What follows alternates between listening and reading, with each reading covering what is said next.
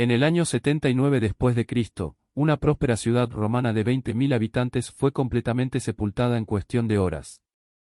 No por un ejército invasor, ni por un incendio, fue enterrada viva por su propio vecino, un volcán que llevaba casi 1000 años dormido. Pompeya quedó congelada en el tiempo exacto de su destrucción, tan perfectamente conservada que, casi 2000 años después, todavía podemos ver el pan que sus panaderos dejaron en el horno. Esta es la historia completa de la erupción del monte Vesubio, la ciudad que vivía sin saber que estaba condenada, y el desastre que terminó, paradójicamente, preservándola para siempre. Pompeya era una ciudad próspera del Imperio Romano, ubicada junto a la bahía de Nápoles, en lo que hoy es el sur de Italia, con una población estimada de 20.000 habitantes entre comerciantes, artesanos y agricultores. La ciudad contaba con un foro central, un anfiteatro para espectáculos públicos, baños termales, tabernas, panaderías, e incluso casas de lujo decoradas con elaborados mosaicos y frescos coloridos en sus paredes. La tierra volcánica de la zona, extremadamente fértil gracias a erupciones anteriores del Vesubio ocurridas siglos atrás, permitía cultivar viñedos y huertos de una calidad excepcional, convirtiendo la región en un importante centro de producción de vino. A pocos kilómetros se encontraba Herculano, una ciudad más pequeña de unos 5.000 habitantes, conocida como destino de descanso preferido por las familias romanas más adineradas, con lujosas villas frente al mar. 17 años antes de la tragedia final, en el año 62, un fuerte terremoto había sacudido violentamente la región, causando daños enormes en Pompeya que, sorprendentemente, todavía no habían sido reparados por completo para el año 79. En los días previos a la erupción, los habitantes de la zona sintieron varios temblores menores adicionales, pero nadie los interpretó como una señal de peligro real. Los romanos de la región estaban tan acostumbrados a los sismos frecuentes de campaña, que Plinio el Joven, testigo directo de lo que ocurriría después, escribió que esos temblores no resultaban especialmente alarmantes para nadie. Alrededor del mediodía, el Vesubio finalmente despertó con una violencia extrema, luego de casi 1000 años de aparente inactividad total. Una columna de gases sobrecalentados, ceniza pulverizada y roca fundida salió disparada hacia el cielo, alcanzando una altura estimada de 33 kilómetros, expulsando aproximadamente 1,5 millones de toneladas de material volcánico por segundo, y liberando en total una energía térmica equivalente a 100.000 veces la de las bombas atómicas lanzadas sobre Hiroshima y Nagasaki juntas. Testigos de la época describieron la forma de esa columna como similar a la de un pino, un tronco elevándose hacia el cielo que luego se abría en ramas hacia los costados. Durante las siguientes 12 horas, una lluvia constante de ceniza fina y piedra pómez comenzó a caer sin pausa sobre Pompeya, cubriendo gradualmente la ciudad entera y provocando que muchos techos colapsaran bajo el peso acumulado. A medida que la ceniza y la piedra pómez se acumulaban en las calles y sobre los techos de las casas, muchos habitantes de Pompeya comenzaron a evacuar la ciudad desesperadamente, algunos de ellos atándose almohadas a la cabeza como protección improvisada contra las piedras que caían del cielo. Otros, sin embargo, decidieron quedarse, refugiándose dentro de sus propias casas, convencidos de que lo peor ya había pasado y que el fenómeno pronto terminaría. Esa decisión resultaría, para la gran mayoría de ellos, absolutamente fatal. Herculano, al estar ubicada más cerca del volcán pero protegida inicialmente por la dirección del viento, recibió mucha menos ceniza durante esta primera fase. Sin embargo, 12 horas después del inicio de la erupción, ocurrió algo todavía más letal: la columna de gases colapsó sobre sí misma, generando la primera de varias oleadas piroclásticas, una masa de gas y ceniza extremadamente caliente que se desplazó a más de 160 km por hora, con temperaturas cercanas a los 250 grados centígrados. Cualquier persona alcanzada por esa oleada moría instantáneamente.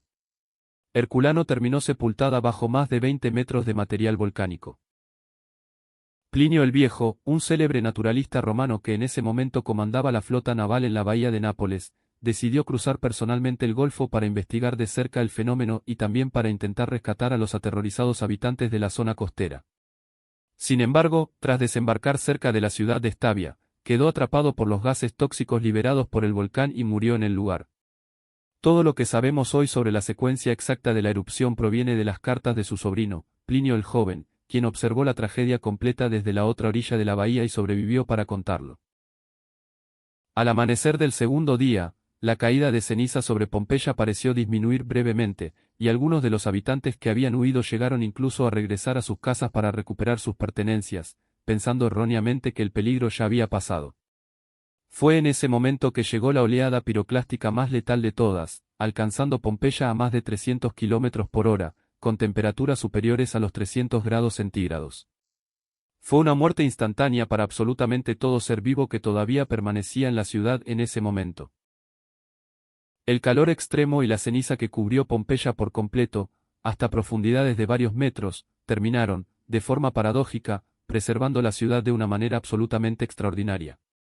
Bajo esas capas compactadas, quedaron sellados edificios completos, frescos pintados en las paredes, utensilios de cocina, monedas, joyas, e incluso gasas de pan todavía dentro de los hornos donde habían sido horneadas ese mismo día.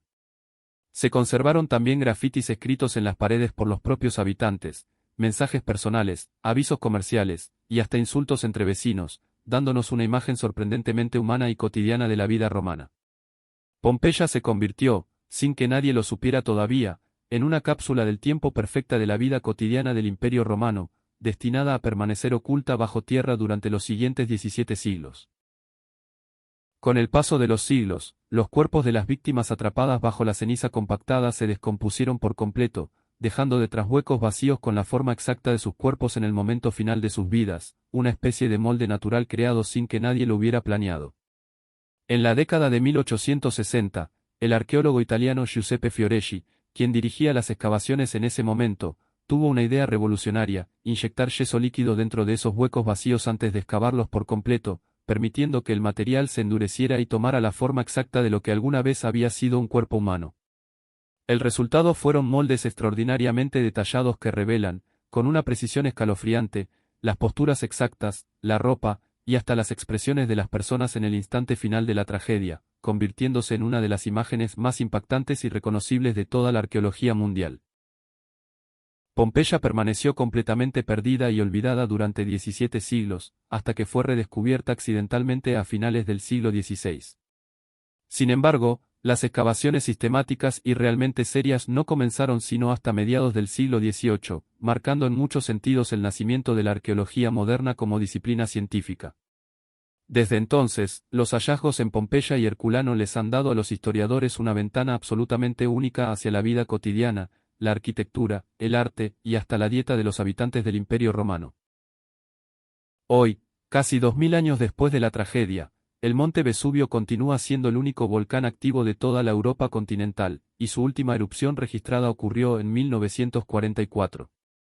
Se estima que actualmente viven más de 700.000 personas dentro de la llamada zona de peligro alrededor del volcán, y los geólogos advierten que, tarde o temprano, Vesubio volverá a entrar en erupción.